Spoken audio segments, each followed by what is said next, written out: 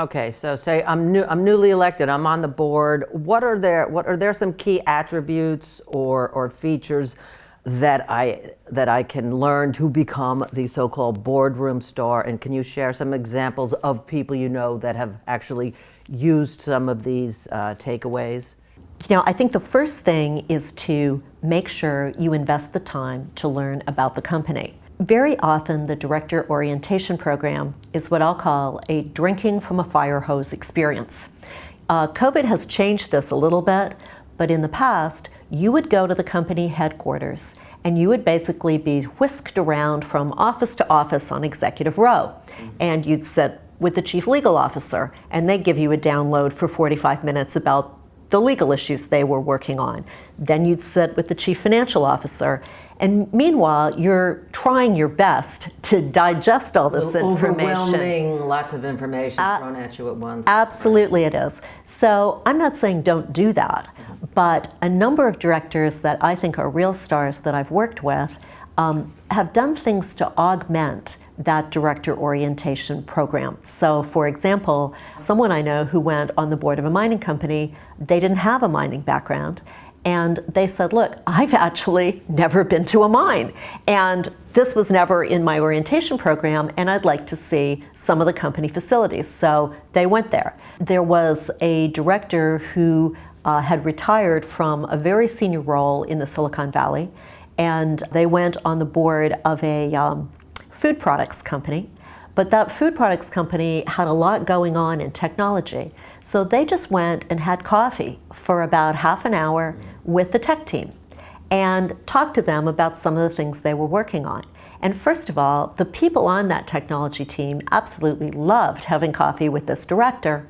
But in that conversation, he said, I learned more in that half hour that I would have learned for weeks in the boardroom. And that was particularly important because the CEO wanted to draw on his expertise between the meetings. And this gave him a foundation in terms of what the team was really doing. So I think the first thing is to really invest the time to learn a lot about the business and make sure that you're keeping abreast of what's going on in the industry. What's going on with competitors, what's going on generally in terms of consumer trends or technology trends or things like that in the business. I think a second thing that's really important, and it may not sound terribly sexy, is work ethic. Everybody knows who's done the work and who hasn't, and it comes across very readily. Have you read the materials sometime in advance of the meeting and really thought about them and developed some thoughtful questions and some good angles? Or is it really clear that you kind of, we're paging through the book. Okay, yeah, I've got 20 minutes. Let me go through these. In the back of the Uber on the way to the meeting, right.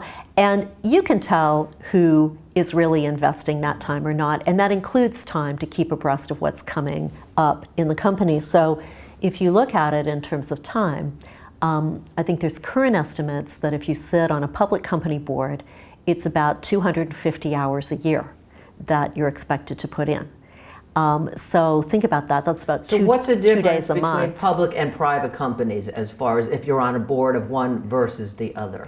So a public company trades on a stock exchange. So they would trade on the NASDAQ or trade on the New York Stock Exchange or some of the other exchanges like Toronto or the other exchanges around the world.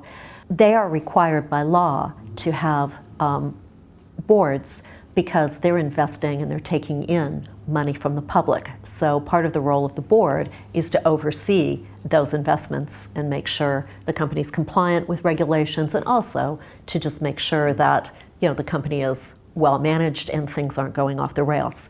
So they're required to do that. A private company does not take public money, so it could be owned by a private equity firm, it could be owned by a family, and then on top of that you have nonprofits, which have, some of them do have boards because they take public money as well. So those are three really different types of boards: public company boards where they trade on a stock exchange, private company boards, and nonprofits.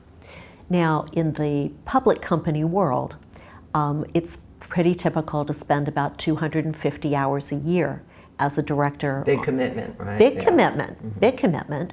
But even if you were on the board of a nonprofit, I think the average estimate now is between 5 and 10 hours a month.